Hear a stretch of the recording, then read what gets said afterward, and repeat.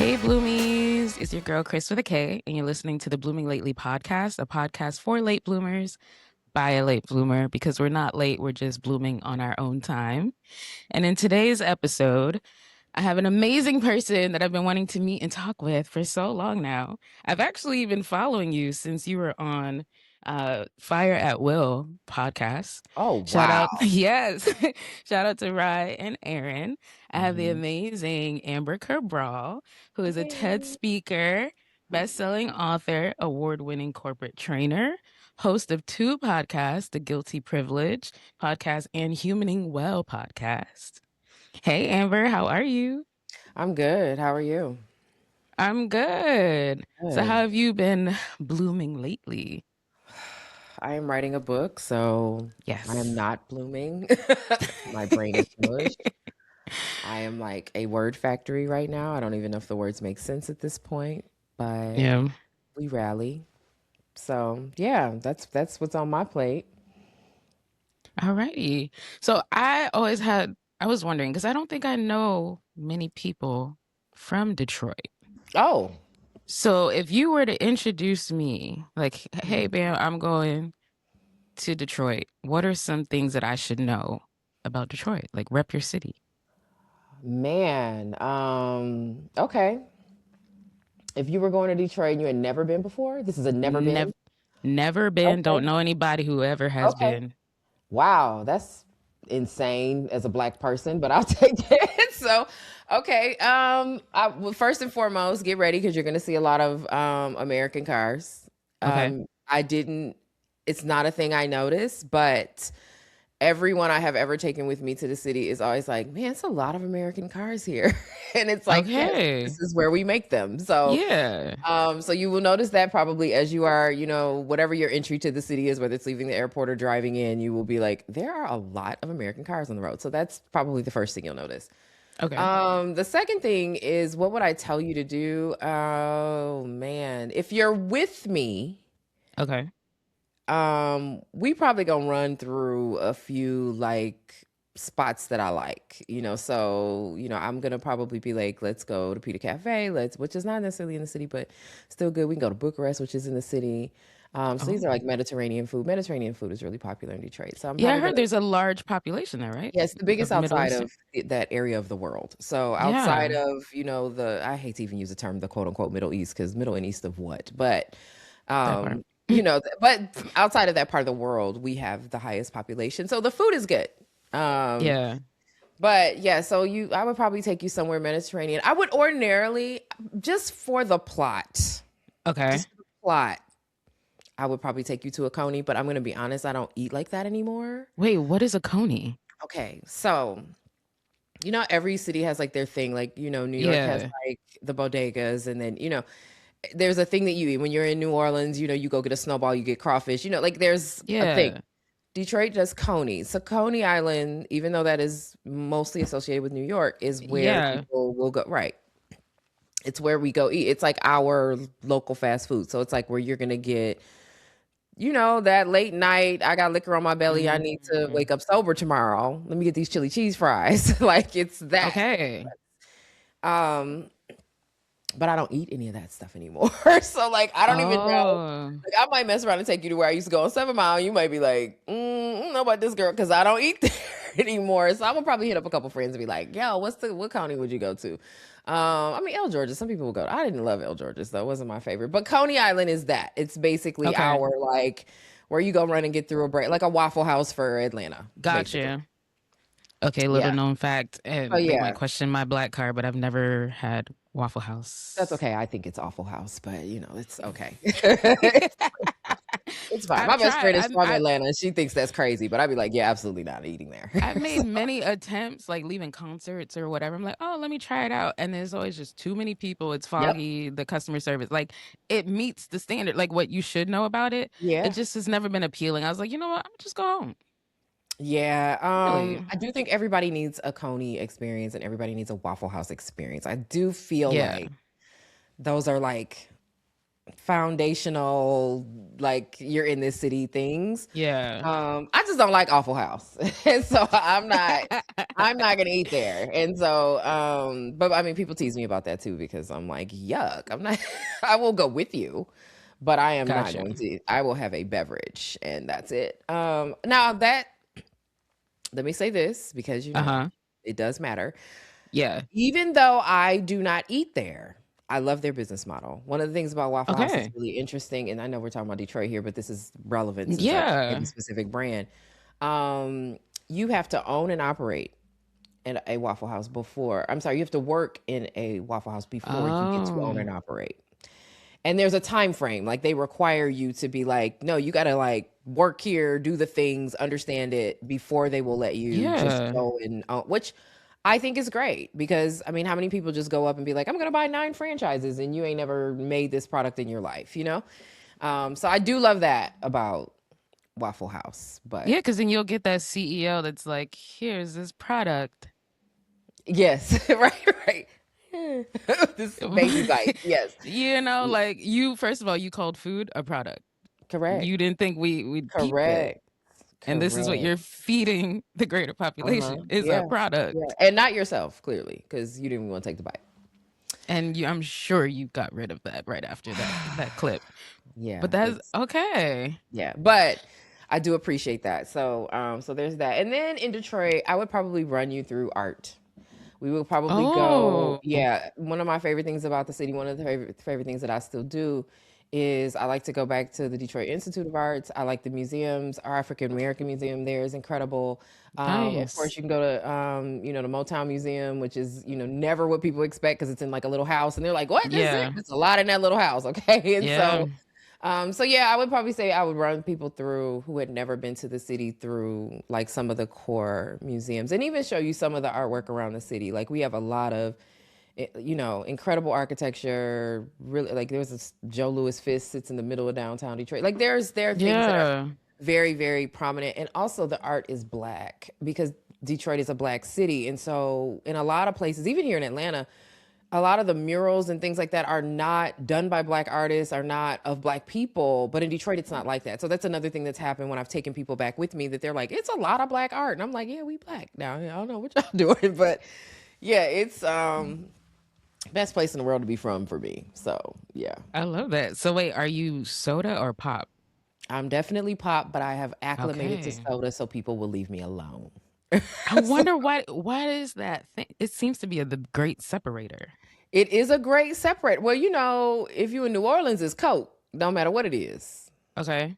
So I mean, it's we in disagreement in lots of places, Yeah. honestly. Yeah, but because I am a person who has traveled a lot and I have friends from all over the place, I have a few words that I have to work to correct, and pop is one of them because my natural inclination is pop, and it's on the Okay. bottles. Like we have red pop, like that's what it's called. So yeah, that is an interesting Okay. for me. Yeah, there are a couple other words my friends tease me about. Wolf is one of them. They're like, "What?" And I'm Oh like, wait, I was gonna ask because like in Philly they have John, and I'm not even saying it right or yeah, doing it no, you justice. said What it is a right. I key? feel like you said it right. For me, it's more pronunciation than like, I mean, obviously Detroit has what up though. Like it's on my front door. Like Yes. it's funny because when people deliver food to my house, when they're from Detroit, as soon as I open the door, they be like, "What up, though?" And I'll be like, "Oh yeah, you saw it on my door." And so, Nice. yeah. So what up, though, is what it's how we greet each other. But there are words that we say incorrectly. Wolf is one of them. I do not say the Okay. L. I try very hard. Well, No one hears it, and so I get teased for that a lot. What's another? Dow. You would oh, say Barbie doll, right? doll, Y'all say right? You would yeah, say doll. doll. Yeah, Yeah, I don't y'all say understand what doll. a doll is. It's a doll. Ah. Yeah, so there's a few of Okay. those kind of words where we say a thing very different than other people will say it. Apparently, my So friends down here in the South like to tease me about those. so when does your Detroit pop out most? I don't know. I go home and everybody tells me I sound Southern. Okay. I could So kind of hear the southern drawl at the end of but certain I feel like things. Detroit is But it's Southern. yeah, because that was Everybody the in Detroit big from Alabama. Yes. yeah, Yes. the big migration. Yes. But my Detroit friends tell me I sound Southern. And I have been in Huh. Atlanta for over 10 years at this point. So, I mean, combined. And so Yeah. I mean, yeah, it's that's a reasonable accusation. But I feel like I sound like I'm from Detroit all the time, but I apparently sound like I'm from, I don't know, Detroit, Atlanta. I don't know. I don't know. I mean, maybe That's when I'm hilarious. annoyed, but then I mean, I don't know, because even then when I think about when I get frustrated, my friends are like, "Why do you sound like you are from the deep south?" And I'm like, I feel like I'm just talking. But yeah, I don't know. That's I mean, cool. I'm a I feel like pretty you need to be on the travel advisory board for Detroit. Like the way you just described that, like I maybe. want to go there now. Like that's not a place that I had in mind that I'd like to visit. Listen. And the Listen, I US is mean, so big yeah. that a lot of states I forget about, If honestly. you're a Detroiter, if you are a black person, Detroit should be on your list. Like there's Okay. just so much. It's such a black city. Like I didn't know this until I was gone. But it is such Mm, a black, because I grew up with it. It was normal to me. yeah. Music everywhere was normal to me. Having a black mayor was normal to me. Even though like we've had some white mayors, since I've left, but like Yeah. Culturally it's there was so so deeply much. rich. Yeah, it was just Yeah. so familiar. So for me, it felt like regular, but like if you are a black person who has not experienced those things, because there are other black cities that have not had, it's not, the suppression of identity has looked very different. And so I do think a Detroit has a really important, I don't know, like just kind of identity value Mhm. for black folks. Like, you will see things about yourself. You will see art that is done by people that look like you. You will encounter people who are very proud of who they are. Black folks know that they free. One of the things I struggle with in the South is I used to be like, hey, do y'all know we can ask questions and like push back? Like, cause it's almost like this very passive, like I'm Yeah. gonna leaving people alone, like trying to, we don't do that in the D. We gonna check that ass. We don't give a damn who you are, so like See? Oh, it's coming out. it's that. And so I just feel like every black person should Yeah. experience the So city. I see the beautiful black baby dolls behind you, or Oh baby yeah, dolls, right? baby Would you dolls. say baby dolls? Yeah. Okay, so I want to take it to Baby Bam, and I'm Mhm, calling Amber Bam because that's mhm. It's my nickname. your nickname, Mhm, and it's also your social media handle. mhm. What did she want to be when she grew up? Oh, I used to want to be a veterinarian. Oh, you love animals. I did. I don't Oh, know if I come. love them as much Oh, okay, now, past tense. but I do. I like animals now. Okay, But when I was younger, I wanted to be I wanted to be I did want to do ballet. But I okay. also wanted to be a veterinarian. And then what else did I want to be? Um, Man, I've had a lot of interests. I wanted to sing at some point. I used to be able to sing. I probably could sing still You if sound I, like you have a good, like you would have a yeah. great singing Yeah, voice. it's in there. I haven't used my instrument, so I probably can't bust out in a Okay, note right now. But like, if I took some time and like tried to get myself back to where I could probably blow a few notes. But I used to want to sing. okay. Yeah, that's it. And then I think college, Hmm. probably mid college, is when all the dreams got knocked out of me, and I was like, Um, not good enough in math to do this. Pet yeah. veterinarian animal smell. I don't know if I'm doing that. So like Yeah, it's too that. many biology That's kind of classes, when things chemistry shifted. classes. Yeah, yeah, yeah. It's a lot of Yeah. numbers over here with this science. I don't know what's going on. I'm not here for it. But I love science. But like the numbers with the science is where I was like, hey, I have to draw a Yeah. line. I can't do this. Yeah, And like so, if we mixing things to blow things up or light yeah. things, I'm your girl. But once you start mixing letters and Hmm. numbers together, why are we solving for them? Hmm. Do they Exactly. want to be found? If Leave they why want to be alone. found, right? And yeah, so like that's not really my skill set. I love the numbers people. Thank you, because I have many of them in my life who help keep me together. Because I don't. That's not my ministry. However, I do enjoy like the things that numbers give us, like science and all that Yeah. stuff. So like, but I was just like, yeah, I can't do this with my brain. Like this isn't the way I want to live my life. So let go of the anything medical related, Okay. and also, by the time I was in college, I had gotten to the point where I realized I was going to be a little curvy to be a ballerina. And this was pre Misty Mm, Copeland. So, lean was the way. We didn't have brown ballet shoes back when I was dancing. So, mm-hmm. my pink ballet shoes were all, I have the last pair somewhere in the background here. And then, Oh. yeah. And then, yeah, I think mid college, I was like, I don't know if I would have said it this way, but I hated my job and I wanted Mm, to do a job that made people not hate their jobs. I was like, I would like for people to not hate their jobs. That's what I want to do. I want to create a space where, folks enjoy going to work because I mm-hmm. hate it. And so that was probably the first sign that I was not going to be working in somebody's job for my whole life. 'Cause that is not how jobs think about things. But yeah, I wanted to do a lot of little things that were, either beautiful or artsy or all of those things. And then I entered the world of work and it altered what the goal was. And so, yeah, Mm. I knew I liked people. So I want to Okay. get to work with people. And so there's that. But yeah, it got serious once I started having to like be in an office and also while going to college. So yeah, What was your worst job? call centers are trash. Um, Yes, I worked in a call center for a number of years. I was on the phones and then I was a unit lead, which means you're not on the phones quite as much, but you still have to get on the phones. And then I was a supervisor in that call center. So I had an entire like call center career. Oh, And it was wow. in, yeah, and it was in health insurance, which, has served me well getting older because I understand all of the convoluted things that they do to your health insurance to make it hard for you to know how to use it. Mm. Even though now they've changed it so much that even I'm like, what? Like, wait a minute. Yeah.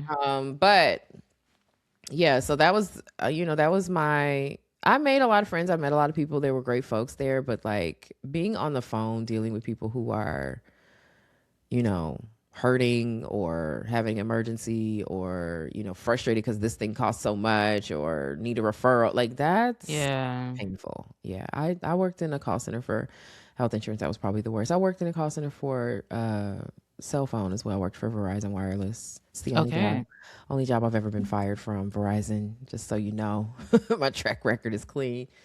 It Wait, was why did they let you go? Girl, you know how it is. The company gonna find a way to let you go. So long story short, basically they kept being Damn. like, "You're out of adherence. You're out of adherence. You're out of adherence," which basically is how well you're adhering to the schedule that they print for you. Oh, okay. And I was always out of adherence because I was coming from downtown Detroit to Southfield, where the office was, where the call center was, to do my job. And like the traffic would be a little unpredictable, or I Mm. would get out of class a little late, or whatever might happen. So I would be a couple minutes out of adherence. But like over time, over the course of the month, that accumulates.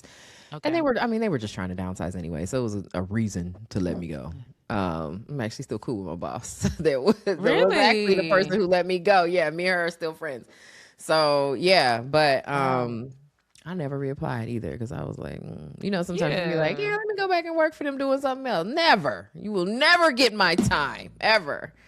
I don't even I have was a license service. I So, was gonna ask because you being a coach, like, have they reached out to you to be a mm-mm, speaker or mm-mm, train? mm-mm. No, they have not. That was many years ago. So what was that? 2003, maybe four, Okay. maybe 2002, somewhere in there. I don't know, somewhere around in there though. And so I should be over it, but No, you're an Aries. What are you talking mostly about? not. Yeah, I'm mostly not. I'm like, Fire sign to fire sign. I get yeah, it. The I don't spirit of really do them. petty Yeah, I don't really do is them. listen, once Petty LaBelle has been activated for me. Listen, why did y'all do this to me? I was in, ooh, yeah, it was. Sorry, didn't mean to I trigger needed you. that little You check, can you can have a you can have a sip right now. You earned a I sip. listen. It's on the way for sure. I love it. Okay, so just thinking back from to Baby Bam to now, out of all of your experiences, what has been the most consistent theme? Like, how did you realize like what your purpose is? Like, what? Just be Hmm. like, I didn't realize I was always kind of doing that. Didn't think about it. Um, I don't know if I have a good question answer for when, but I can say Okay. that at some point I knew I liked All right, let me say this real carefully because people get the wrong idea. Okay. And Okay. some of y'all have run up on me like out in the world, and I just need you to think twice about that. So let me frame Oh, this correctly. remember, guys, Detroit, Detroit, Detroit. Don't do it. Don't do Like, it. yeah, I'll be like, whoa, this is real familiar. Okay. I care about people. Okay.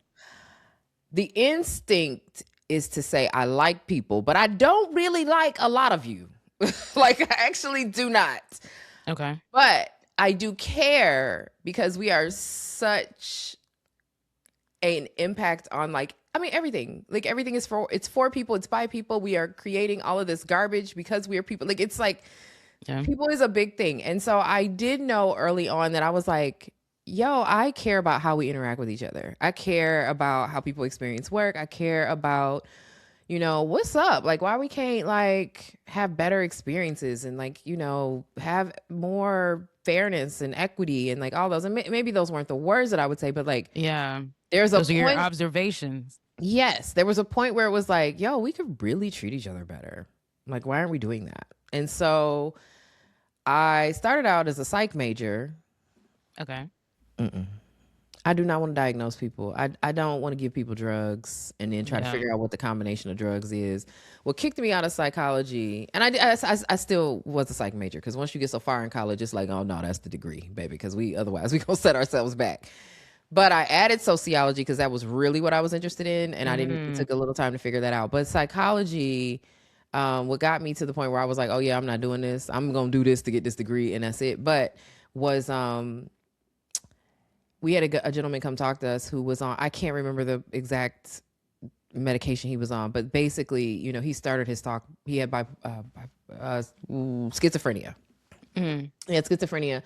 And, he was telling his life story of experiences being a person living with schizophrenia. And I will never forget him basically saying how much medication he was on was enough that if it was given to a horse at one time, it would kill the horse. And I was like, yeah, I don't want to do that.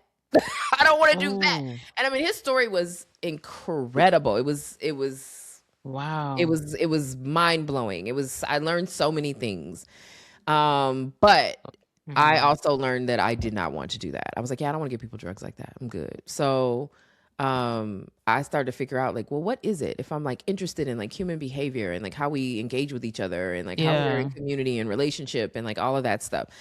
And that's how I ended up being a sociology major. And then, workplace culture and all of that stuff, it just kind of naturally fell into my, so, like, yeah, before diversity was a thing at work, I was like, hey, listen, why all the black people work on the 4th floor and all the white people work on the 7th floor? What's going on? Like, how come we don't have, and we used to openly call this, I can't get in trouble for this at this point, but there was a time I wouldn't share this, but they used to call the whatever floor that was in the building I used to work at, the Crystal Palace. And wasn't nobody black up there in a black city. You got a black mayor. What's going on? What's happening? So yeah, I used to be real like, what we doing? Walk me down on that. Yeah, so I was, rebellious, bam, is really what I was. And so I would ask the tough questions and push the buttons and, all of that stuff. And so, yeah, at some point I realized, like, I cared about people. Like people is different. Yeah, no, that's different. Yeah, some of you are not likable. And so Yeah. I don't like you, but I do want you to have a good experience. And so, Yeah. so I feel like you somewhere can around that care time. and love people. You don't have to like them, though. That's it. That's That's different. it. That's I it.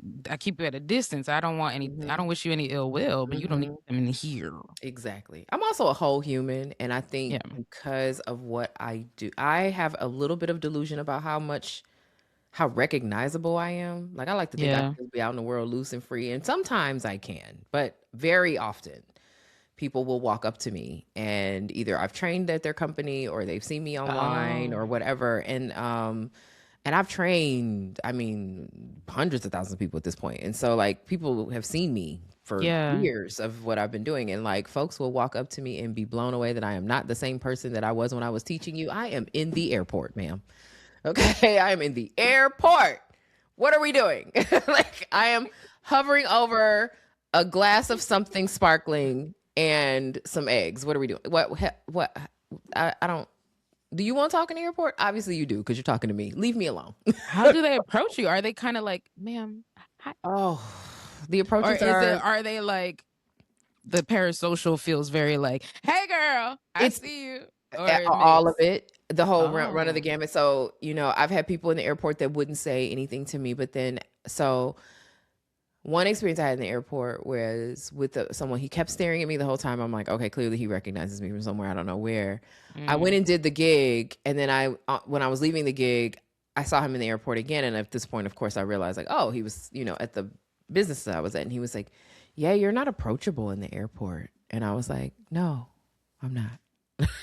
Like, leave me alone. Like, Yeah. did I not entertain you for like a day? Like, what's going on? So like sometimes it's that. I have been literally, this was one of the times it really scared me half to death. And this person was well intended, was not You malicious, just but never know. it scared me. I was walking through the streets of Soho. Should be familiar for you because you're a New Yorker. And we stopped at some spot, had lunch, me and a friend of mine who had like a little pop-up store in Soho for a while. He was a clothing designer. And I'm walking, those sidewalks are Yeah, narrow. they're So very I'm like, narrow. Yeah. yeah, I'm holding his hand and I'm behind him and he's like leading me back to the place because I don't know where we're going, girl. I'm tipsy Yeah. from lunch. And so I'm talking to him, he's talking to me, and we're like, kind of yelling a little bit because obviously we're walking in a line. So for him to hear me and me to hear him, we got to talk a little loud or Yeah. whatever.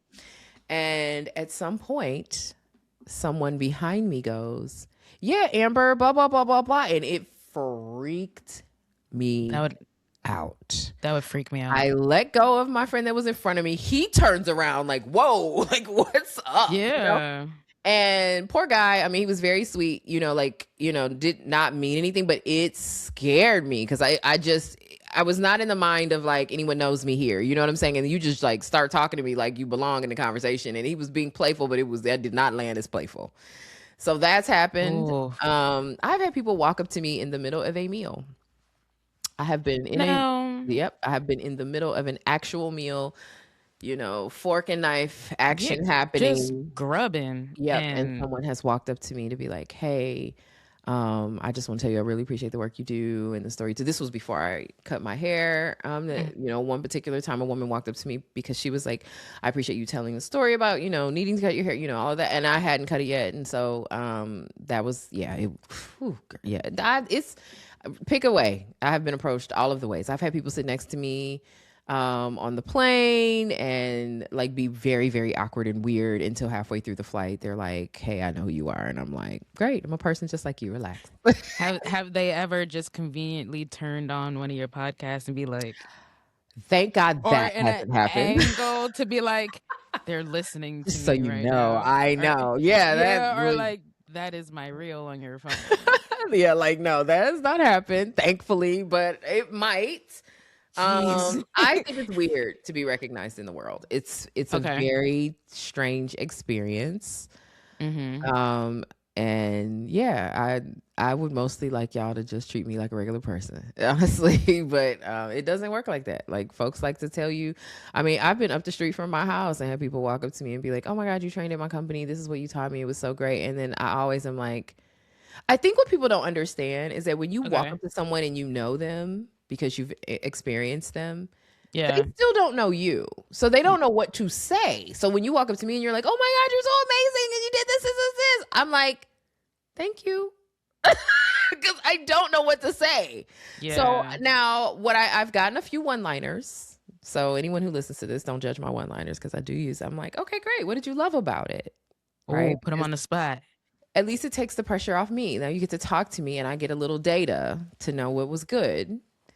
So I will ask that, or I will be like, I'll be like, I'll ask them like, what did you, when you learned that, where'd you take it? You know what I'm saying? So I'll say that, so I'll ask Mm. people like things that will maybe get them talking because otherwise it's just like, you want me to be happy that you met me. And I'm like, I'm with me all the time, child. This, I don't know. This is regular. So yeah, it's Do a they little weird. do they ask for like pictures or an autograph or something? Yes, I do get asked for pictures. I've never gotten asked for an autograph. Maybe Okay. with a book. I've had some people be like, "Would you sign my book?" But like not so Oh. much out in the world because people don't always have the book. But Yeah, but at a speaking engagement or you yeah, can't. Yeah. definitely at an Okay. engagement or if I'm at an event somewhere, or if I've been at a hotel and like it was not related to an event and someone's walked up to me with my book and been like, "Oh my God, like, can you sign it?" Yeah, sure. And I don't mind that stuff, but yeah, it's ooh, girl, I'm a bit too scary it's you and me both. I'm like, what's happening? Why do you because know like me? Especially if it's in my area. Like now I gotta circle the block and hope that you didn't follow my path or you know where I live at. Or Yep. like come up with a lie. Gonna go visit my friend now. Yeah. And like hope that they don't Yeah. I live in a keep track. very secure building. Okay. You got to have a passcode to get in here. Okay. You have to stop at a concierge desk. You cannot get on the elevator without a code to get on the elevator. You got to know which floor to go to in the elevator. You know, Yeah. so yeah, you got to know how to use the buttons on the elevator because the elevator buttons don't look like regular elevator buttons. So Like you it's a got whole, there are levels to yeah, this. there's layers and layers and layers of security in the building that I live in, specifically because I'm a single woman. I don't know Yeah. who's watching. I don't post my home in, not in identifiable ways Yeah. on social media because I had made that mistake in the past and had to move. So, Yeah. yeah, it's interesting. I mean, most folks I imagine are not weird. Yeah. Some folks are. And I've also had the experience where I've noticed someone, but I've never approached anybody. I saw Hmm. Ta-Nehisi Coates walking down the streets in New York one day. I was just trotting. We were on the opposite side of the street, me and my friend Jose, and Jose goes, "Oh, that's Ta-Nehisi Coates." And so I go and I turn and look, and he looks and he gave us a head nod. We gave him a head nod. We kept going. Yeah. I'm with it. I'm Yeah. with it. Nothing complicated. I see you, you see me, you see me seeing you, we see each other. Great. That's it. It's good. I'm with that. That part. So but I do get it. Like people get excited or whatever. And I'm honored that people get excited, but it also is still very weird for me. Do you think you'll ever get comfortable? No. Not with Is that. that a choice to not get comfortable? Uh, maybe. Okay. I'm Is I it like am a grounding reason yeah, or to not? maybe. Okay. I think it's a little weird to live your life prioritizing outside perspective in that way. Hmm. So because I live my life based on what's happening in here and how that impacts the world around me, I want to kind of stay grounded to that. So I don't know that I'll ever get used to folks walking up to me or wanting to talk to me that are strangers or just like appreciate my work or whatever. I am grateful for it, but like Hmm. I am also very much like, no, that's new and weird.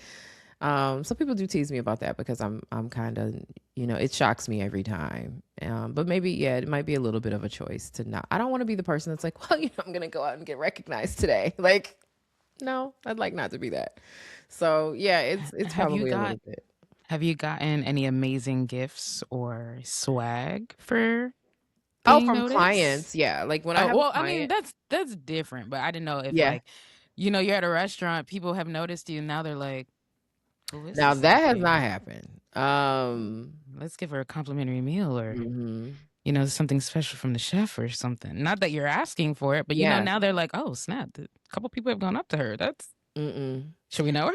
It's also in pockets, like, and also depends Okay. on where I am. So for some reason, I get super recognized in New York, like Okay. probably because I've had a lot of clients in New York, and so I've been in New York a lot. So I've definitely been very recognized in New York to the degree that it has surprised me. Like I've been at events where I'm like, Mm, nobody's gonna know who I am. Like it's like I'm at a fashion event. I'm like, I'm on the edge of fashionable. Like I'm not like super fashionable.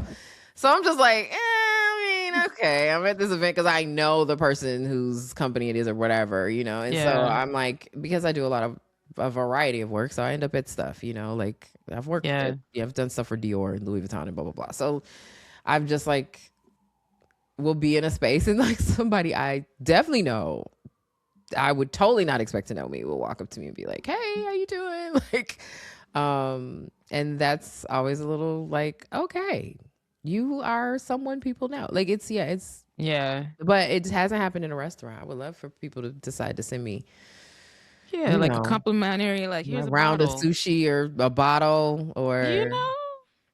yeah, that hasn't happened yet. We're gonna manifest that. Yeah, We're gonna manifest that that. would be a nice way. Yeah, nice little gesture, a little something, something, Mhm. extra for your hotel room stay. That's happened. Oh, Have definitely had the extras in my hotel room. That's okay. happened. Yeah, yeah, yeah. That's happened. Um, That's cool. Sometimes though I'll say this. I do think the way I carry myself, like the way I move about certain spaces. Sometimes people have no idea who I am, but I think that they, which I mean, you know, that sounds weird to even say out loud. Do you know who I am? Anyway, sometimes people have no idea who I am, but Okay. they're like, the You way got a that air. lady You got an move, air about yeah, you. Yeah. the way that That. lady moves, something is up with that lady. The way she move is different. Um, so yeah. So sometimes it's, you know, Yeah. it's that. Um, I love. Okay. yeah. So I just thank you so much for. I love this. This is amazing. It's a good chat. I'm Me learning talking so about much. myself. It's a good chat. No, but I just I love this. So what was I was thinking? I was like, oh, she sounds like a humanitarian. Is that some Mm, like how you would identify? well, maybe. Just think giving your work and like how you move throughout the world because even being such a high visible person Mhm. for you it just you don't even register it in that way because you're like well I'm a human like you're a human No, like that's go that goes back to the I care for your well-being like you are very vocal about human rights issues yeah. like you call out anything that's going on so I would classify you as a humanitarian but is that something that you would take I on? guess I do care about people and humans and how we show up and like how we treat each other. I care about that probably to an abnormal degree. Mm. Um yeah, maybe.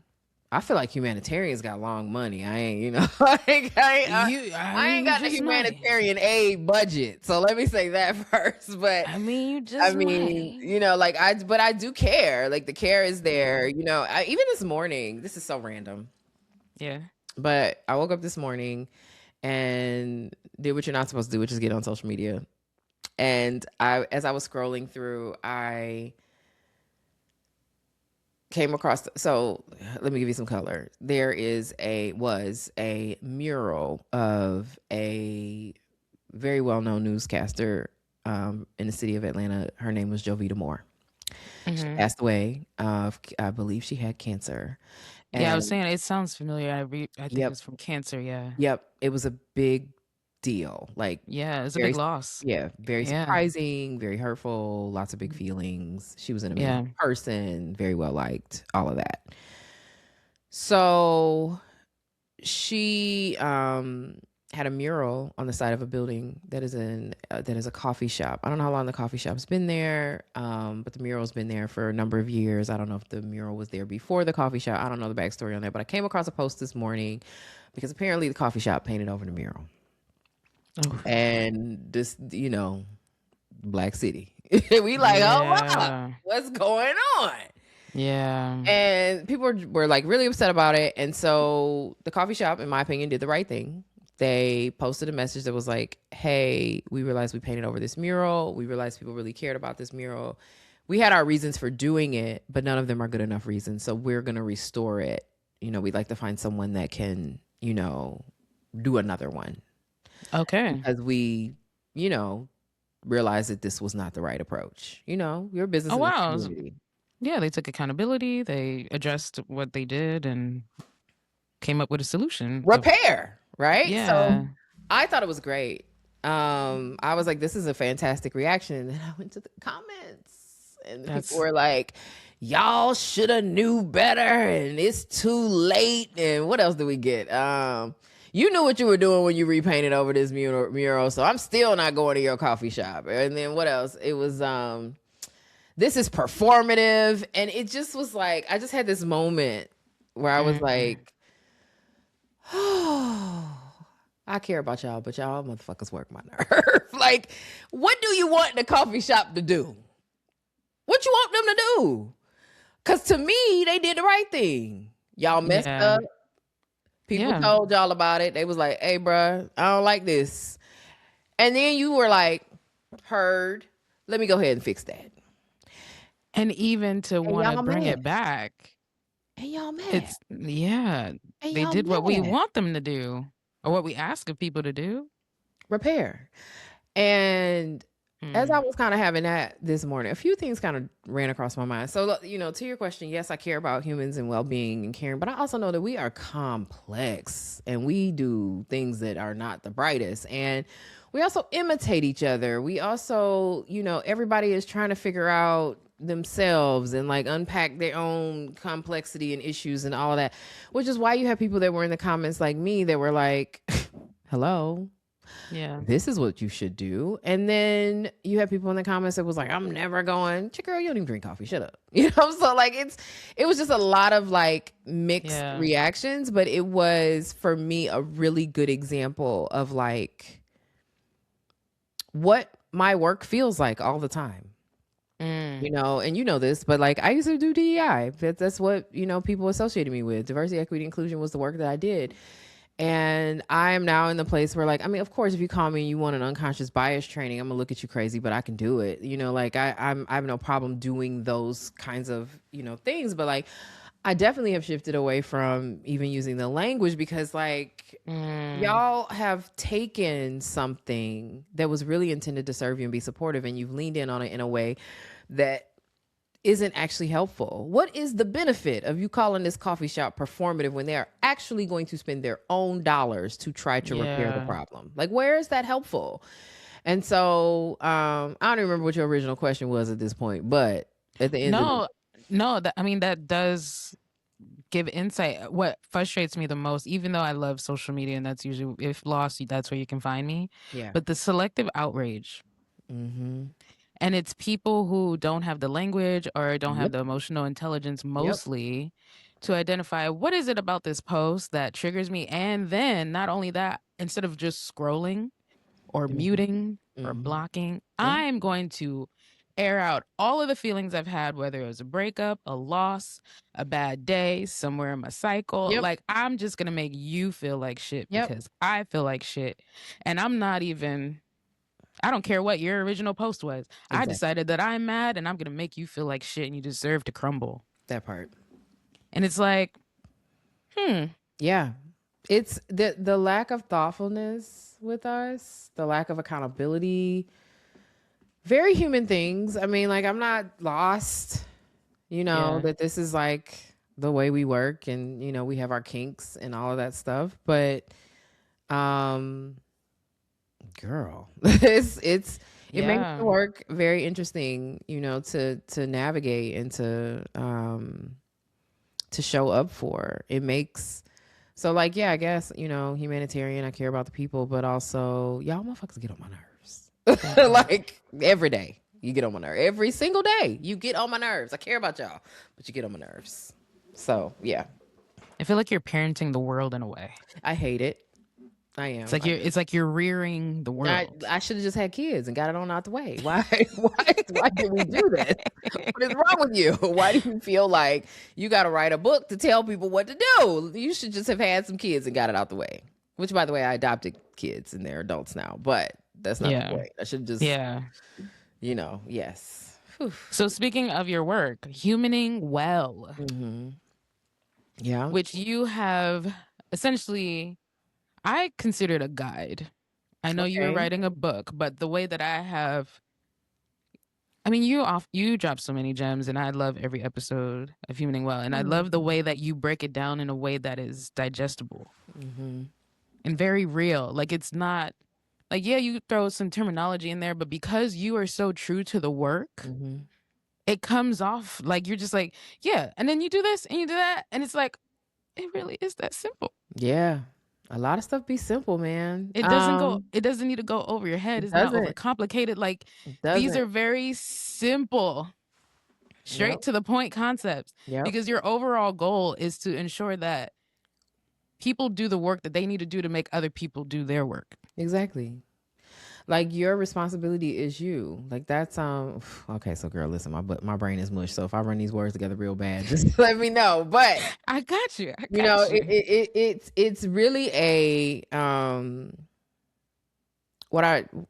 what I'm trying to do with Humaning Well. The reason why Humaning Well exists, first of all, is because I have notes, by the way, a whole notebook that I you jot down from. there is a tribe of y'all, by the way. Yeah, Listen, Notes. who have full pages of notes, who send them to me. I have one young lady who Yeah. literally takes pictures and sends me her notes from every episode. Like she literally takes it and sends it to me on Instagram.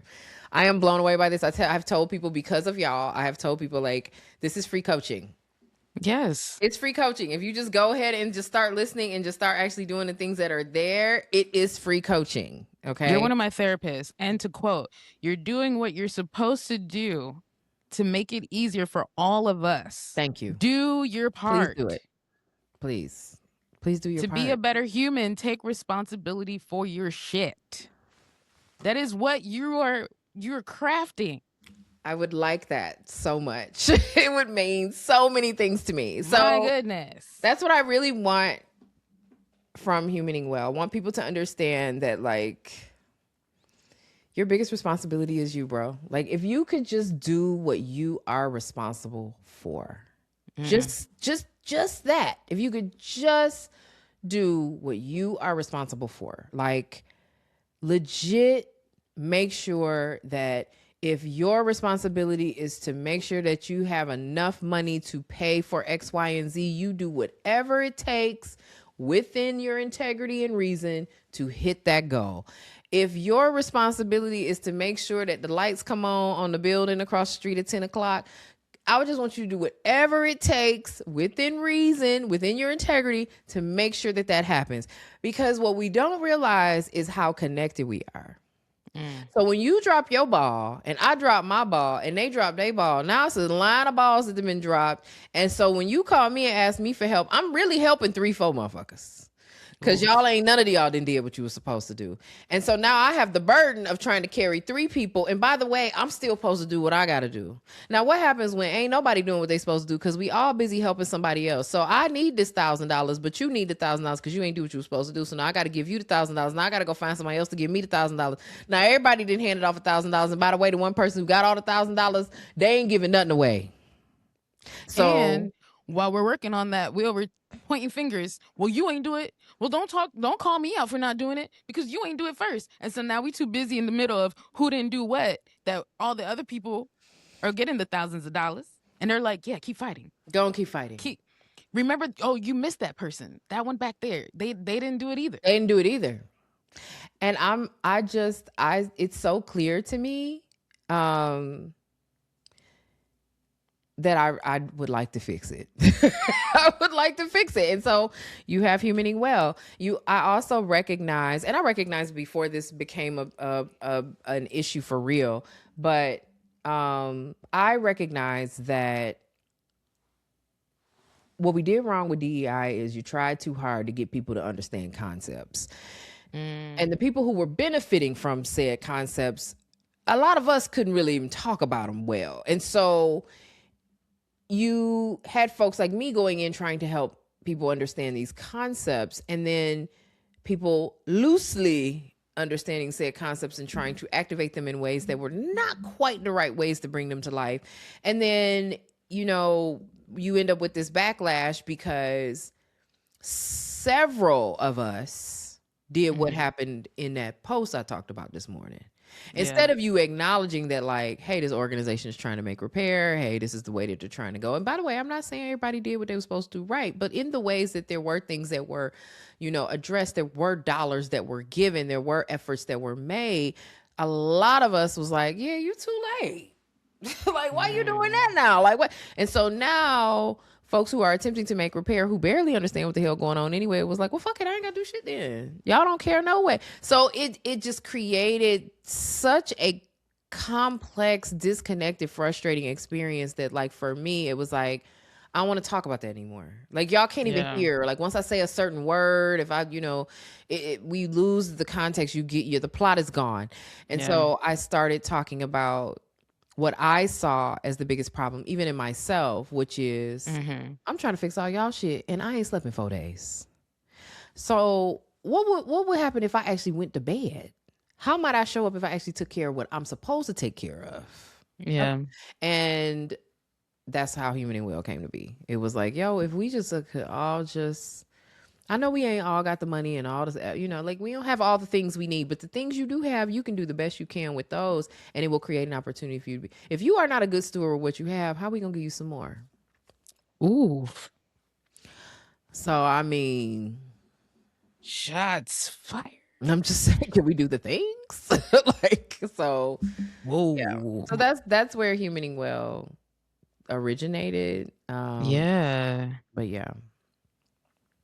Yeah. Eesh. hmm But I also, someone had to ask me to do that because I was like, yeah, I have this idea for this podcast. I'm going to do it next year. And she was like, why?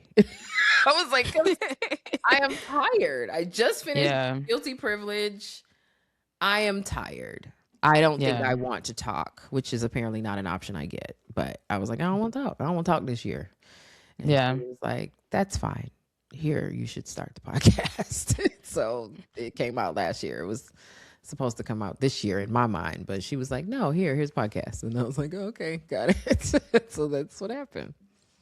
So, what are some frustrations that have popped up in this journey of you crafting out the guide of humaning well? Seeing all the different dynamics and people just being people in the frustrating ways that they do. Mm-hmm. What have been some things that jumped out at you? So the book is called How to Be a Good Human. It is, just like the gravity of that, like sit on you, first of all. Like the weight of writing a book called How to Be a Good Human is in this particular season is in and of itself ridiculous. Like, Yeah. who are you, lady? And why do you think you can tell us this? So like that has been frustrating. Yeah. Because I keep going back to like, again, who am I to be doing this? But the thing that I feel like has been difficult is I don't know if people really want to know. I feel like we live in this, particularly, at least what I can observe on social media and even in some of like my real life friendships. I feel like people want to be able to talk about a thing, but they don't really want to do nothing about it. They want to complain about it. They want to complain about it. Because even in talking, there's an exchange of thoughts. Correct. There is the opportunity to learn something else, even if, depending on the topic, I'm standing firm on my stance and you are on yours, but at least having that exchange gives me a different perspective. So I'd be like, oh, Yep. I didn't know why you would have followed this thing or you think the way you do, but at least this is educational. It might not sway me, but Right. good to know. Or hopefully the exchange will cause you to be like, you know what, that actually makes more sense. Yep. And I'm going to do that versus and get rid of my own understanding of it. Mm-hmm. But people don't want to do that. No. And so it is hard for the book is going to be 12 chapters, and 10 chapters, an intro and a closing, plus a foreword. So I guess 13 if you count what she's writing. And every time I start a new section, I'm just like, ain't nobody gonna read this. ain't nobody gonna read this. You're gonna read it and you're gonna be like, oh, that was so nice to read. And you're not gonna do what you're supposed to do. You're not gonna tell people, you're not gonna try to do it, you're not gonna practice it. And it feels like so much of me being like, here is the thing I know that you're struggling with. And by the way, I struggled with it too. And here's what it looked like. And here's what you can do about it. Here's how I addressed it. And I'm not telling you my answers are always the right answers, but this is what this has looked like. Here's the data, blah, blah, blah. And I will write that and I will get to the end and be like, ain't nobody gonna do that. Ain't nobody gonna do that. I would like to believe. I would like to have, this is why I don't like y'all. See, this is the problem. See? Okay? I don't like y'all because you're not gonna do it. And I care. So I'm trying to give you the resources and you're gonna be like, oh my God, this is so nice. You want me to sign the book and you're gonna put it up there on your cute little shelf and you're not gonna do the things. And so it's tough. It's tough to feel like you are writing for nobody and just into the void. And then there are other things that are just, I'll talk about last night. So, there's a part in the book, I don't know where it's going to end up in the book, child, because I still feel like I'm shuffling things, but there's a part where I talk about, I am not a member of the Divine Nine. I'm not in the Links. I did not join Jack and Jill. I did not have children of my own biologically. And so I don't have like some of these like tribes that like these elite social circles that a lot of Black women belong to. And I Mm. have had some moments of like, girl, like, is this book gonna make it? Like, is it gonna get to the right people? Mm. Because you don't have this resource, you don't have these relationships. And I've talked to a couple of folks that I know that are in fraternities, sororities, and in some of these organizations, and they're kind of like, but also like they're like, oh, that's a good point. Like, it would be Yeah. helpful. And so I'm very candidly walking a line of like not trying to sound like I'm like, fuck sororities and fraternities, right? Because like I'm not in one, but also Yeah. like I want to make sure I'm framing it in a way where it's like I respect these, Yeah. institutions, but like I don't have that. Yeah. And by the way, not having it does create a gap for me. But also, here are the ways that I have privilege and why that is contributing to how I experience wealth, because I have access to like this elite circle and that elite circle. And it's been valuable for me to have access to those things. And I am also still learning to navigate and value those circles Yeah. and use them in the ways that matter, while also still making sure I'm letting people know, by the way, I know this is privilege. Like that, it's a lot. That's a lot It to is. try to put in a section where I'm essentially saying, hey, this is privilege. I know everybody ain't got it, but by the way, here goes some privileges I don't got. But also the privileges I do have, here's what I think that they can do. And also I want to make sure that I understand everybody don't have this. But you should look and see what you have. That's a lot of Yeah. gymnastics. And so it's difficult to feel like I am doing that level of labor to produce a book that people can digest and get what they need from, Yeah. and also feel like, girl, ain't nobody gonna read this. That's tough. It's tough. Yeah. It's tough. It's tough, and I So cannot wait to be done. I cannot. I don't know why I feel like this would better serve as like a textbook for a course. Yeah, maybe. Like I can see curriculum being developed for this, Mhm. especially psych and sociology It is majors, gonna be even in curriculum. communications. Hmm. Yeah, it's gonna be curriculum. Somebody will reference it. I mean, my publisher is Wiley. Wiley make all the textbooks anyway. So, Yeah, like I I could mean, even see, even if how you structured the book was like a textbook, where mm, there were mhm. like little sections on the side with like either, stories or thought-provoking Oh, yep. questions, with like Yeah. section 1.1 or, I like mean, structuring maybe it one in a day. guide kind of way. Yeah. Yeah, maybe one day. Or I could That's see like a journal that goes along Well, with it it, does have like at the end writing of prompts and stuff. yeah, at the end of Okay. every chapter, so there's the intro, then so I think chapter 1 introduces the humaning wealth framework, which a lot of people don't know that there is a framework, but there is a framework. Oh, And can I say what it is to what I think it is? yeah. Okay. So you start off with embodiment to Mhm. just lay the foundation Mhm. of humaning well. Yep. And then you go into your 4 pillars. Mhm. That is health, wealth, relationships, and growth. That's right. And then for each section, you're going to have under each pillar, you're going to Mhm. have an awareness section, Yep. which is here's what you need to know. And if you're actually doing it well, Yep. or if you're just pretending to Or do if you're it, not, or if you're not that aware at all. one. Yep. And then you have the action, which are really the tools that help you to bring the pillars to life. That's exactly right. That's exactly how it's laid out. I be doing my homework, y'all. Listen, good I'm job. just That's saying. exactly right. But at the end, at the back of each chapter, except chapter 1, which just gives you the framework outline, Yeah.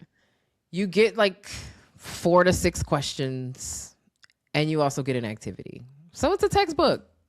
So I've got to figure out how to hit a word count and also deliver a book that falls under, that. And Mm, then I've got to think about what the person's getting that's going to feel valuable. Now, I think we've hit the value point. Like even for okay. me, I'm like, there's a lot here. And if you Yeah. listen to the podcast, it's a lot of what's in the podcast, like explained in a different way or like more detail or framed in a more cohesive way. Cause obviously the podcast episodes are short. Yeah. But yeah, I don't know. I have not thought about marketing. I will have to. I have not thought about I don't expect to make the list, which that's a whole game in and of itself. Which I wish people would tell you Um, that. Yeah, no, the list ain't what you think it is. Like you think the bestsellers list is people really love this book and want to read it, and so they have bought it, and that's why it's on the list. Mm-hmm. That's barely what making anyway. What making the list really is did I do really well on pre-sales so that by the time, because anything you sell before the day that the list comes out counts to the list. That's number one. Oh. Number two, not every sale counts. Here's what I mean. I was about 480 books short of making the list with my first book. Did I sell those 480 books? Yes. But let me tell you why I didn't make the list. Because if someone buys bulk books directly from the publisher, that count doesn't count as books sold. What? They do not count. Because they bought bulk books from the publisher, that's not a retail outlet the same way an Amazon or a That's book, your distribution. local, it's not the same. And so those don't count toward the list. Also, if you go online and order, they never tell us a specific number, but you order so many books, they won't count every one of them. So let's say you go out online and you order 20 books. Yeah. They're not going to count those 20 books. They're going to count that as like 2 books or 4 books. We don't know the exact number, but they don't count as 20 books because supposedly the list looks at it as we want to know what America is reading. And so we want to make sure that someone's not just buying bulk books to inflate their numbers. I don't expect to make the list. If I make the list, it would send me over the moon because trust, know, and believe I earned my way there. But like, but I still, want to do what I have to do to get book sales to happen. So like, there has to be like a beat. So like, I know my release date. As soon as I'm done writing, my next thought process is going to be, okay, how do I start talking about the book? How do I embed it into like the content I'm sending? How do I share stuff? How do I invite people to buy it? I have the link, it's on Amazon, but then that's also a game you got to kind of make sure you play well too. Cause people are like, I don't buy from Amazon, which I get, I understand, like shopping at different retailers right now is real tricky. So this is the last one, y'all. I hope you like it. Yeah, at least of a business trade. Of a business trade, yeah. Yeah, I will write something else probably, but business trade? Yeah. Guys, this might be it. It's interesting that this would still be classified as business trade because it is for the world, like beyond the business. I would think if anything, it goes against the capitalism of it all. No? I have a good relationship with my publisher, and so I think they want a book from me. Okay. And so I would agree with you. I think that this could probably fall into a couple other categories. And so I think that they are putting it where it needs to be. But like, because I already am in active agreement with them, they get the right of first refusal. They are not going to say no. They're like, oh, you go write a book? Oh, yeah. Yeah, we need got you. So I mean, it saves me from having to like shop the book and get it, in someone else's hands and all of that stuff. But yeah, I mean, there's some leadership. I mean, if you listen to the podcast, there's some leadership advice. Like you're being a good human, being a better human gonna help you in every part of your life. Honestly, whether you're a leader or not, so like it is still that is in there. There is a thread of you will find throughout the book, like, hey, if you're leading a team, that like that is in there. So it does still qualify, but like, yeah, you're right, basically. But this who publishing the book, so that's where it's gonna be. Yeah. Oh, so now I'm interested to know your next book. Oof, child. Would you write like a fantasy book? Or we doing some erotica next time? That's the next plan. Yeah, get it. Do it. Yeah, I'm probably gonna write it under a pseudonym. Like, are we thinking like Zane? Like, yeah, Sister Soldier. I do have my name already, but I'm not gonna tell it yet. So, well, no. I mean, but come on. It will be very. Man, I haven't read a Zane book in a long time, but yeah, you're gonna get put through a mattress with this book. So yeah, it is. Why'd you make all the lists? Right. I don't even know. Do romance novels even make a list? I'm like, child, maybe that'd be the book that makes the list. I don't know. Sometime. Maybe. Yeah. You might just get flued out just to have little speaking engagements and book signings and a tour. I love it. Right. I do think every author deserves, especially if you work on your book, like you deserve like so much more than what you get from the book. Honestly, it is definitely a labor of love. But yeah, I think I want to do some erotica next. Okay. Like I said, I'm gonna write it Like a under. series? I'm still sorting it out. You can't see this, but there's Okay. all these like whiteboard papers all over my office right now as I'm trying to figure out like what it's Yeah. gonna be, and like little chunks of stories that I've like, oh, that's a good idea. That could be a good story. So like I have like it'll probably be a series, like, but I haven't laid it out because I've been trying to get this book done. Well, yeah. Yeah, but and I don't have a deadline for this one because I don't have a publisher. I don't Okay. know if I'm going to self-publish. I mean, I have obviously some context in the publishing world so I can figure out if that makes sense. I do also expect that people will figure out it's me. But while Oh, I'm starting out using a pseudonym, I do expect that people will figure out it's me, especially if I end up reading any part of the book. Cause I just got one of those voices people just know. Like I have been places and like I was checking into a hotel in like Galveston, Texas, like nowhere, that I know anyone. yeah.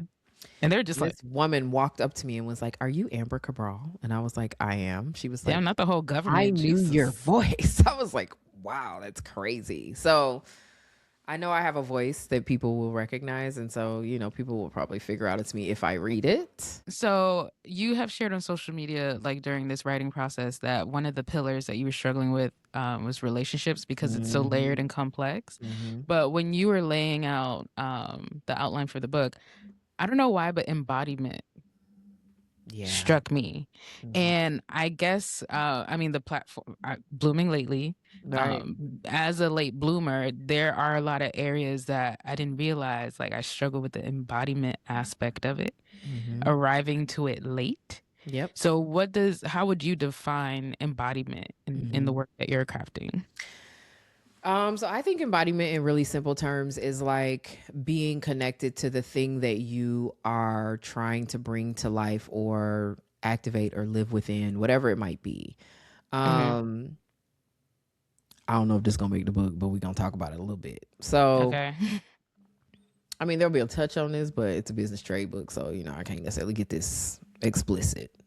Yeah. However, for me, nothing quite brought me to awareness that I was not embodied like being intimate with another person. Like my sex Mm. life is what made me realize like, yo, you're not here. And you should Oh. be here in your container, in your experience. You should have that. You are to a degree farming out your experience to someone else to take ownership of. Mm. And through that, I kind of almost went back through and was like, well, what other parts of my life am I not taking ownership? Mm. Like where am I just checking the boxes? And so one of the things I do talk about in the book is I would go to acupuncture every week to take a nap. Yeah. I wasn't going to acupuncture because it was working. Like I don't know if it was or wasn't. I was Yeah. going to acupuncture because box check, well-being, acupuncture, cool. And I'm going to take a nap. I wasn't present for it. I wasn't invested in the experience. I was completely disconnected from it altogether. Mm. And that's disembodied. That's what that looks like. And a lot of us are like that. Like we Yeah. are mentally somewhere else while our body is doing another thing. And in the circumstance with my partner at the time, you know, we were in the bathroom and I had just got out the shower. We're getting dressed to, go our separate ways for the day. And I am putting on body oil and I'm like, doing my thing. Yeah. And he very nicely took the bottle out of my hand and was like, "Why are you rushing?" And I was Mm. like, "Why am I rushing? Like, what is that?" And he said, he took a second and he kind of like did my back and Yeah. he was like, "Do it how I would do it." And there was a moment where I realized that like I have an Mm. expectation that this person will take time with me that I have not taken. Ooh. And that was like, oh no, we can't live like that. Like that's not like you don't know you. You can't you are expecting someone else to bring depth of connection to you in a way that you Mm. haven't done for yourself.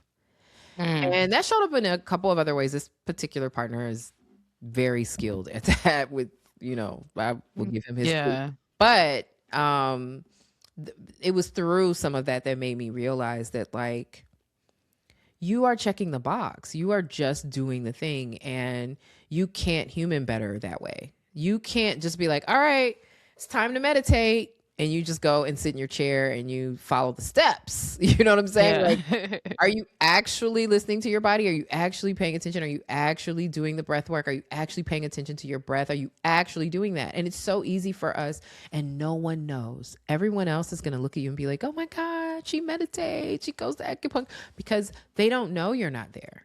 Yeah. No one knows that. And so the reason why embodiment is a foundation of humaning well is because you got to be willing to admit to yourself that you're not doing the things. You're Yeah. not. You are putting the responsibility for yourself onto someone else. And for me, the moment that became very palpable was, through an intimate exchange where I realized that, like, I am reliant on you to be able to click, pop, push, pull, and make all these Yeah. fantastic things happen for me. But, like, when it comes to me being even present enough to, like, do it for myself, that's missing. Yeah. And so, And how can you really require that of others? how? Because you don't know. How can you do that? We had another experience where he made the remark to me where he was like, I would like for you to never have an experience where someone can do something to your body that you don't know how to do. And I was like, yo, that's real.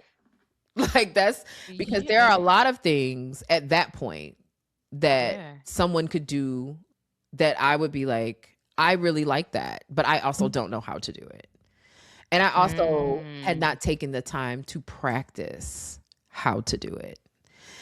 I hadn't even considered that I should practice with myself in this way to be able to do this thing. Some of this will end up in the erotica book, obviously, right? Yeah. But, like, I do think that, like, it was literally some of those experiences that put me in the position of being like, oh, baby, you're not doing your part. Like, you're not carrying your shit. You walk around out here like, yeah, these men ain't, and they don't know how, and they blah, blah, blah. And baby, you don't either. While you're like, oh, that can do that. Yeah, you don't either. You don't know how to do that either. You are relying on this outside person who is not walking around in your container every day to be able to do a thing to you that you don't even know how to explain. And so, where do you think we learned that from? Girl, we disembodied.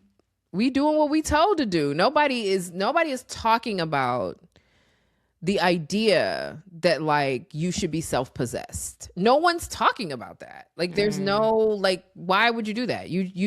We talk about being a right person, putting yourself in the right positions, having the right kind of access. But we don't talk about, like, actually knowing yourself, and I think it shows up in humaning well in other ways where I'm like, is that do you really want that? Or is it just what people told you to want, right? When you're disembodied, you're doing what people told you to want. And so, yeah, it's, I don't think this book will work for most people if they are unwilling to get to a point of being like, huh. Yeah. You're right. I don't know that. I mean, I want somebody to do it for me, but I don't know how to do it for myself. And I probably should, since I'm walking around in this container, and we want somebody to defend our integrity for us, but we won't speak up when somebody, violates it.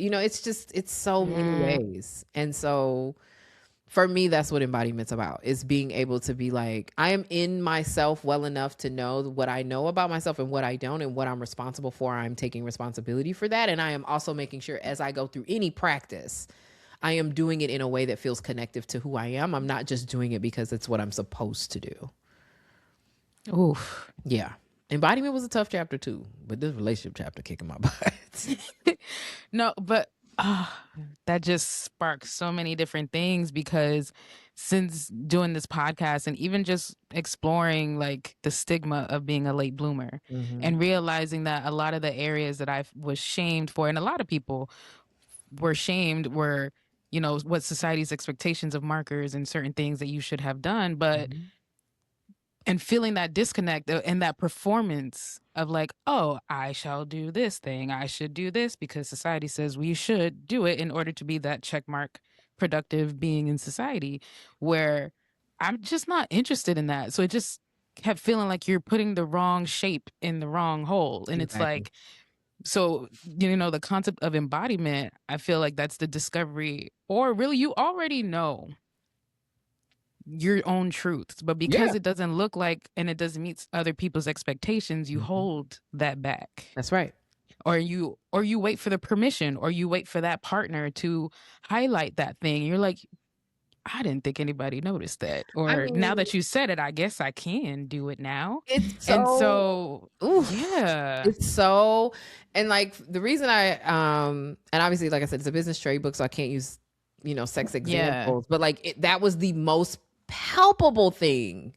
The Because it's most the most palpable, intimate right? Because it's so intimate. And so, like, I mean, even and things as simple, vulnerable. oh my God. Like, when I say he broke me out of so many things that I was just like, first of all, I'm good at the sex. I like it. I'm good at it. I try, like, I'm good at the thing, but significantly better, like, after this partner, because Yeah. of the things that he pushed me to do. Like, there was a point where, like, we were having and I recorded this conversation in my phone.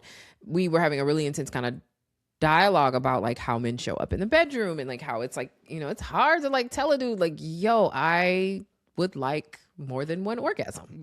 Like, I Yeah. would like more than one. Like, just because I came don't mean you should come. Like, we should, and he in that moment was like, how do you ask for that?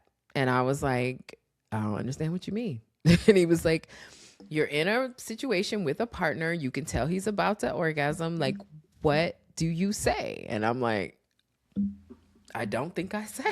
Like, I'm like, I mean, Wow. like, what am I supposed to say? He was like, well, you want to have another orgasm, so like, what are you gonna say? And so, like, he kind of put me in this position to have to, like, in the moment, on the spot, like, make some decisions that, like, I had not taken control of in my bedroom experience. Sex was good because I am good at making sure that you have a good time. It was not necessarily good because you know that you need to make sure that I am having a good time because I've asked you for what I want. And so in that literal conversation, he was like, what are the words? What would you say? How would you say it? We talked through it. We got to the place of like, Yeah. hey, I noticed that you're about to come and that's fine, but I want you to know that I need 2 more orgasms today. Right? Now, will I get them? Ooh. Maybe. Will I not? But But you it's at on. least expressed it. I've given you And a goal. I've given you an yeah. objective. I've told you what it is that I'm looking for, what my expectations are. And Yeah. we don't do that. Like, I know I wasn't necessarily doing that. You know what I'm saying? And so totally shifted. And it's, girl, like, when you ain't did that before, it's kind of like you're Yeah. awkward with it. Like, wait, I'm supposed to ask him for what? Like, And it's like, first of all, you loud, like, right. I'm like, don't be calling me out. You excuse me? supposed to know the Bluetooth's supposed to connect. You supposed to know this. Exactly. So I'm like, oh no. He's like, yeah, no, give this man a goal. Tell him this, say that. Like, what does it sound like when you ask? Like, how do you show? And it totally shifted. But you have to be willing to get past the awkwardness of, oh my God, I gotta say that. Or, you know what I'm saying? Like, you gotta get past that because, like, yeah, you do. You do need to say it. And like I said, I think the reason it was so palpable for me during sex is because you're already a little bit like awkward. You're already a little Yeah. bit, you're The, naked, like yeah, whatever. the act in itself is like, we look Yeah, crazy right now. it is. And so, like, you're already kind of in a place where you're like, oh, I hope you like this. I hope I like that. Like, it's a lot of little elements Yeah. that play, you know what I'm saying? And like, yes, we can get to the point where it's very sexy, but like very rarely does sex look like it looks on TV. Like, it's messier, it's louder, it's like all kinds of things about it. And yeah, for me, the lack of embodiment, I was very good at pretending wellness. And the lack of embodiment is impossible to hide when you are with a person that holds you accountable like that. Like, that's like, yeah, what does it sound like? How would it sound if you were to ask me to do that? What would it be like if you put this body oil on the way I would do it instead of the way you're doing it? Like, because if I do it, there's a way you would expect me to do it, but you don't do that for yourself.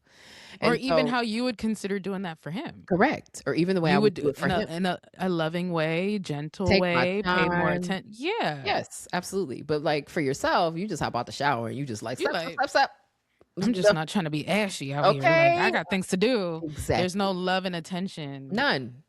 And so those Mm. experiences really put me on the hook of things that I felt like, oh, I got that. I know that. I was mindfulness certified and everything. Baby wasn't mindful at all.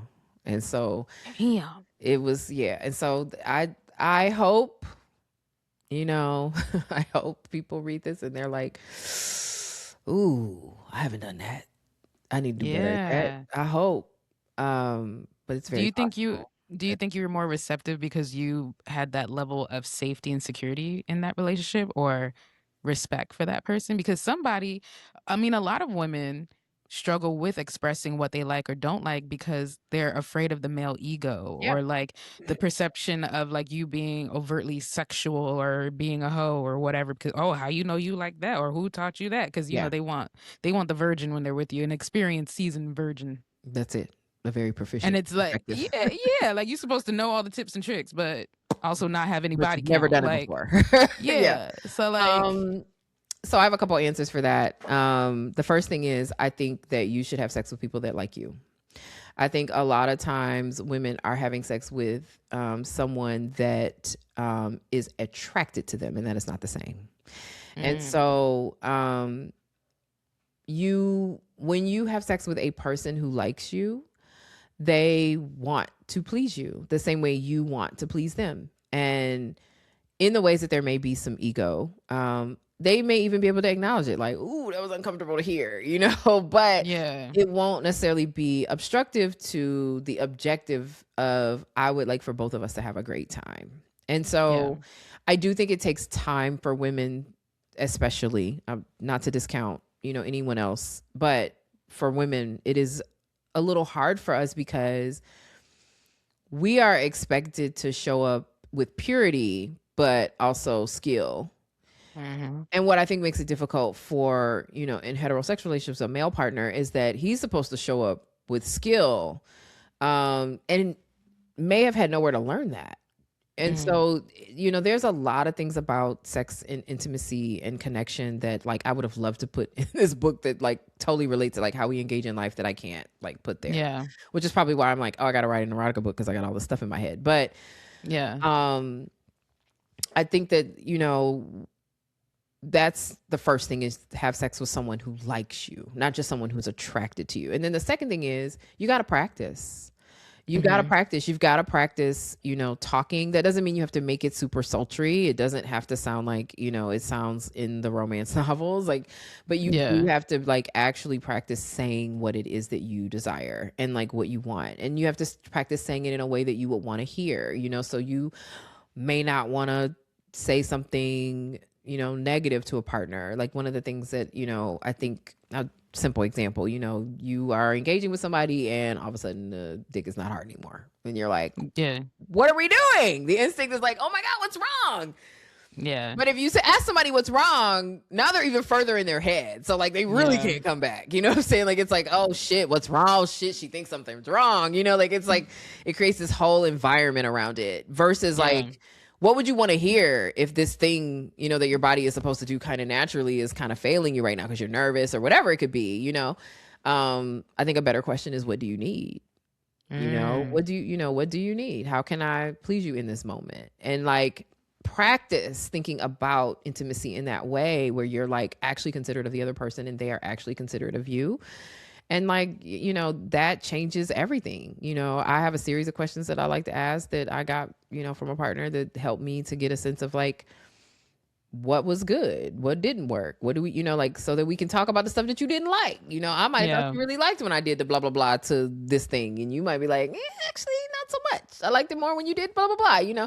And yeah, so it does take, some intentionality, but you have to be, you know you got to be self-possessed. You have to be yeah, self-possessed, and you have to be willing to, you know own that it is going to be uncomfortable when you first start doing it, just like anything else you have to learn.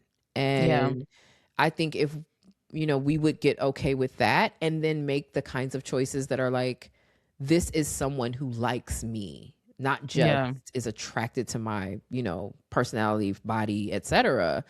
Then we can start having better, we can start having more orgasms and be better people because of it. So yeah.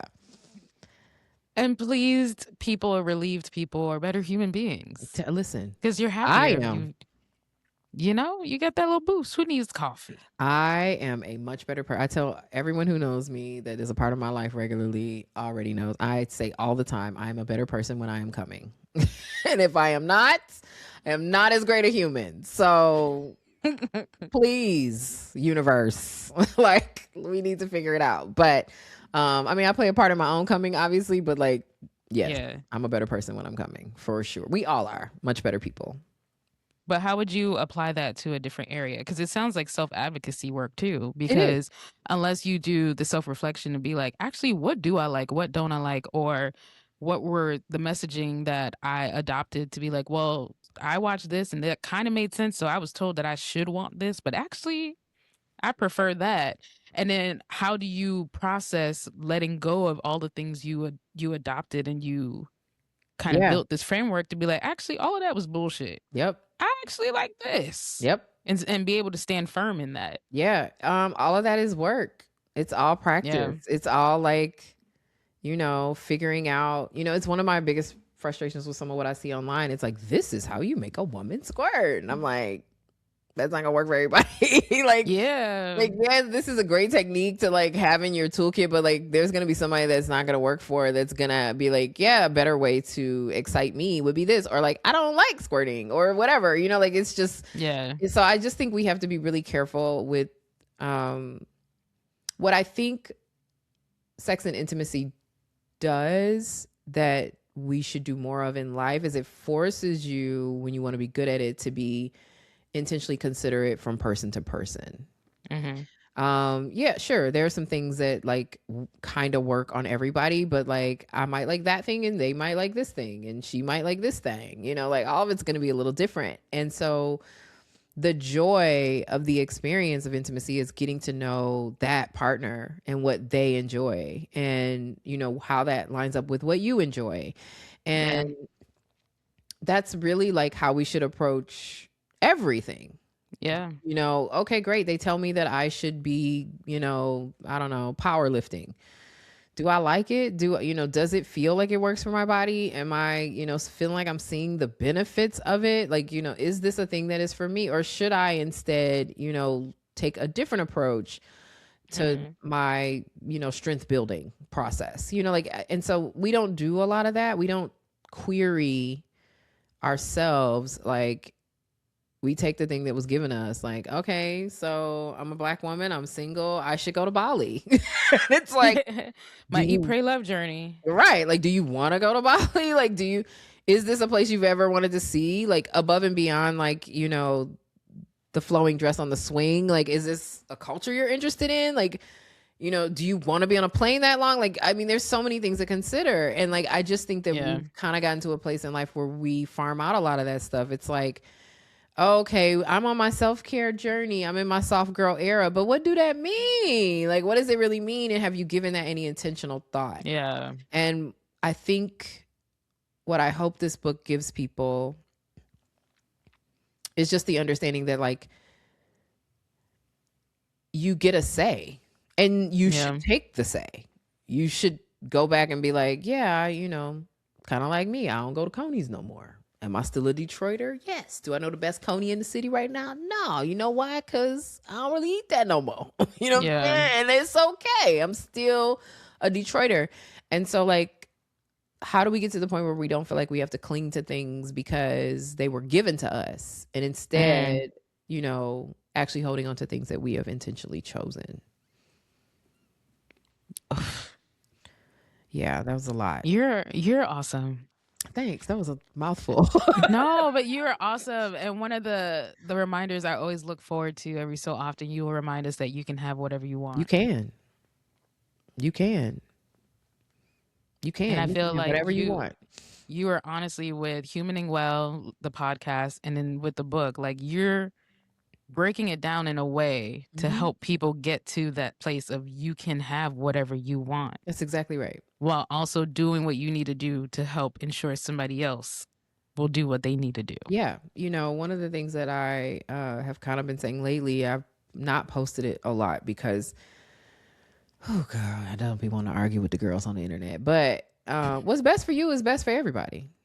The Mm. problem is most of us haven't figured out what's best for us. Yeah.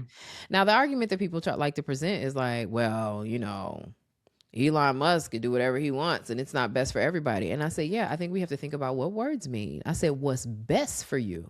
Because I would argue that what Elon Musk is doing is not best for him, is what he No. can do, is Yeah. what's available to him, but it's not what's best. So, like, if you actually sit back and consider what is best for me, what is going to make me the happiest, what's going to give me the access to the type of support that I need, what is going to make me feel safe, what is going to create the kinds of connections that I need to be able to move forward, what is best for me? Mm-hmm. If I make that choice every single time, it is also best for everybody else. Why is it best for everybody else? Because I'm not forcing myself to go to a job I hate because I need the paycheck. I've made a choice that is best for me, which is, you know what? I may actually need to find another place to work because factually, I hate it here. Mm-hmm. And I am making all of you miserable by showing up because I want this check. Let me figure out what's actually best for me. And so, the problem is if you haven't thought about what you want, what you care about, what really matters to you, if you haven't done that work, it's easy to hear you can have whatever you want and be like, well, I want $1 million. Okay, great. So you willing to do what's necessary to get $1 million? Do you know how you would spend $1 million? Do you know why Yeah. you want $1 million? What's $1 million going to actually change about your life? Are you aware of all the things that are going to come with $1 million that you hadn't considered that could actually be negative? Like let's talk about the $1 million. No, nobody's thought about that. It's just, Yeah. it's just this like abstract, loose, casual wanting. And I'm like, yeah, like you get to say in how your life feels. Like, what would happen if we all just took that with a greater degree of seriousness? And so you can have whatever you want.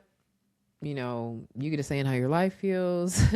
I always say I live my dimensions. Like all of these little sayings are about me being very intentional about myself because it's the only Yeah. damn thing I control. And I think if we were all more intentional with ourselves, the world Yeah. as a whole would be better. Which sounds cheesy, but I think it's true. No, I love it because it is so simple, and because by nature we tend to overcomplicate things, overthink it. We do. Sometimes you need to hear someone just simplify it so you can be like, you know what? Thank you. Yeah. You'd You also need be that surprised at permission. You how need that external messaging to be yeah. like, Yeah. relax. You'd also be surprised at how many people don't do what they're supposed to do. My last relationship, like when we would hit a wall before, God, thank God that's over. But when we would hit a wall, I would ask him, did you do your best? And every time he would be like, no, Oh, I didn't do my best. He was honest enough to say that. He was a liar about lots of other things, but like he would be like, no, I didn't do my best. And I'm like, yeah, well, I think the problem in this circumstance is that I did my best yeah. and you're not doing your best. And so like, if we're not doing our best at the same time, this isn't going to work out. And so, I think it's worth us asking. And I'm not telling you got to be 100% every time. Sometimes my best is 30%. I slept 4 hours Yeah. last night. I'm going to give what I Yeah. got. You know what I'm saying? But like on the flip side of that though, like it is mostly worth when you are doing something that is connective, that is going to shape your life experience. Like it is worth bringing your best to that. Does everything deserve your best? No. You don't necessarily have to be your best self going to order coffee at your local coffee shop. Like it's you can roll up in there however. But like with things that like kind of inform your life experience, like best matters. And I think we should try to position ourselves to think about, our lives that way. You know what I'm saying? Like what is best for me? What does my best look like? How do I want to show up here? How do I want to create an environment where other people can show up? So we ultimately can get to a place where like it ain't nothing for me to hold you accountable for the thing that you're responsible for, because I know I'm doing my best. You know what I'm Mm-hmm. saying? And like I can see you not doing none of that. So like what's up? And I just think that's the world I want to live in. I want to Yeah. live in the world where everybody is trying. And that's not to say everything's going to be perfect, because it's not. But I can trust that when you are leaning, it's because you need to lean. Mm. I can trust that when I need to support someone, it is because they need the support, and that my Yeah. support will make a difference. Whereas right now, yeah, I don't know. I feel like a lot of y'all just droning along, and it's cool. It's not the experience I want to have. This is probably why I don't like people. So yeah. And lastly, doing it scared. Yeah. And I do everything scared, because everything is scary. Um, I don't actually know if that's in the book. Maybe it'll make it. I still have like 4 chapters that like are mostly put together, but not like ready. So maybe that'll make it. But I feel like that would go into the embodiment, because I feel like that's where a lot of us are mm, denied and not understanding our pleasures, not understanding, or it's something. It's easy for me to follow somebody else's rules and expectations yeah. because I have something to follow. Yep. For me to now erase all of that, start from scratch, and find out what it is I like, Mm, get to know mhm. who I am, that is terrifying because it Wow. challenges everything that I understood. So I can see people putting that off and being afraid of that work because it what do I do now? I done created friendships, I done made, investments, careers, like all these All based on this decisions, fake ass shit that all on somebody this told fake you to do. stuff. And then I'm just biting my tongue, might taste a little blood now, because I know innately something spiritually is telling me this is not what you should be doing. This Yeah. is not in alignment with who you are. But I'm too afraid to now, depending on however old you are, I'm 36. So now I'm supposed to scrap all of that 36 years in. Yeah, girl. And I 36. don't know how 36 much about the future. 36 about the right time to throw it away, really. I To mean, be listen, this honest. is this is where we're burning everything down. It But is. that's where I see I'm like, oh, that's why embodiment stuck with me, because now, I'm in the phase of challenging everything that I understood, redefining things in a way that makes sense with my lived experience, the way that I, interpreted things, how I'm questioning other things. There's still a level of fear. Cause now it's scary. What do I do with all this information? And now I'm supposed to live out loud, and I don't know how people are gonna be receptive to that. People might not be open to this version of me, and this is my true self now. This is so interesting to hear, because I would not have put this in embodiment. I will have to look at the word count and see if that works in that chapter. Um, I think I probably have fear, and some of what you're covering in the growth part of Mm, the book. Um, because I do think it is definitely an embodied thing, because suddenly you see yourself and you're like, oh yeah, shit, like this is crazy, and I don't even like this, and wait a minute. So I think that's very real. I think a lot of us are cosplaying in life just because we're doing what we were told to do, yeah. and that's it. But um It's being naked in the bathroom mirror. You're like, damn, this what I look like? Oh shit. There's yeah, no filter. There's no, baby, because you got to be able to you do better that before love. somebody else can see you. Listen, and well, I mean, that's For why some people. people, it's the other way around. You don't know what your Yeah, own body parts look like, but somebody exactly. else done been all in them. Exactly. And like, the unfortunate part is, to go back, we have sex in the dark. And like people have sex in the dark. They turn the lights off and then they like are in it. And I'm like, I want to see, are your toes green? Like what's going on? Like I want to know. Because green But toes are hard. No, yeah, you're gonna have to get out of my house. But but it's terrifying though. that's interesting to process. So like when I will say this, I'm always a little scared. Mm, I'm always a little nervous or uncertain or have self doubt, or I'm probably more verbal about it. now than I used to be, but I'm always a little like, whew, girl, this okay, this is gonna be interesting. Yeah. Um just it's just like it's just kind of the way I live. But I the thing that I do that's different than I think what a lot of people do is I I'm okay with it. I'm like, Mm. yo, that's scary. I don't know how I feel about it. I'm nervous. Maybe someone's going to judge me, or, maybe this isn't the best approach, or, whatever. Um, but I am a person who is like, yeah, but I mean, like, but what's going to happen if you don't do it? Yeah. I kind of always have this little part of me that's like, I mean, you scared and it's hard, but like, okay, what's gonna happen if you don't do it? Like, how would you feel if you just let Mm. that slide? And so that almost always is the thing that'll tip me into like, all right, no, we got to execute on this. Yeah. We got to go ahead and just try it and take the chance and see what happens, or, say the thing or whatever, because like, if there is an opportunity that this could be improved, then you should take that. If there's an opportunity that you could like learn something here that's valuable, then you should take that. And so, Mm-hmm. um, so I do that. Like I do a lot of things scared. I'm writing, bro. Putting out any form of art is the scariest shit ever. I'm writing a Oh yeah. book. I am going to stick it out on a website that you can go buy it from. That whether you Mm-hmm. bought it or not, you get to rate how you feel about it. Oof. And you get to comment. You get to leave nasty, snarky, hateful things.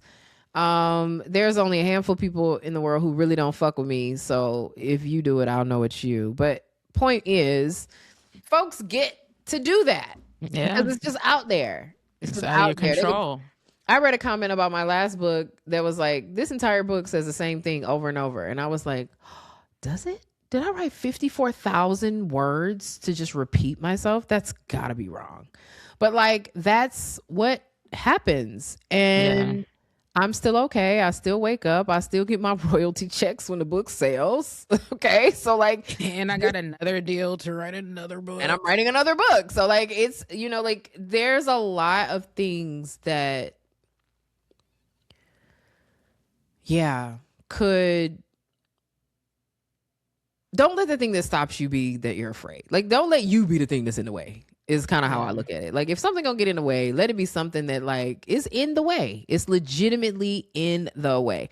Don't let it be that you made the decision that like you're just not gonna try and push and overdo because you felt a way, you're insecure, you're having self-doubt. And on the examples that you kind of shared where it's like, yo, I'm in this place where I'm like questioning everything and I'm trying to figure out like myself and like how I feel about things and like how I talk about stuff and like how I build connection and relationship and like all of this stuff that I thought that I was doing well, that I'm like now like, oh damn, maybe Yeah. not, right? In that case, you get a set. Think about your life. You haven't had a say your whole damn life. Mm. So like instead of looking at it as like I'm throwing all this stuff away that I did, look at it as like, damn, I spent all this time and didn't get a say. I am going to have a say now. I'm going to influence my experience. I'm going to literally shape my own world. Mm-hmm. And the opportunity that's available in that to me makes it worth whatever discomfort is coming up. I'm not saying it's Yeah. going to be okay. Like you're not going to always feel good, but I do think that it's worth it. Yeah. Yeah. And then once you get through the first scary thing, then you're like, huh, wasn't so bad. Mhm. Not as terrifying as I thought it was. Mhm. And then that'll help you build that muscle memory into Yeah. overcoming other scary things. Yeah. Bam, you are amazing. You always say Thank that. you Thank so you. much. You're welcome. You Thank you for having are. me. And you're one of my favorite people on social media. I love that.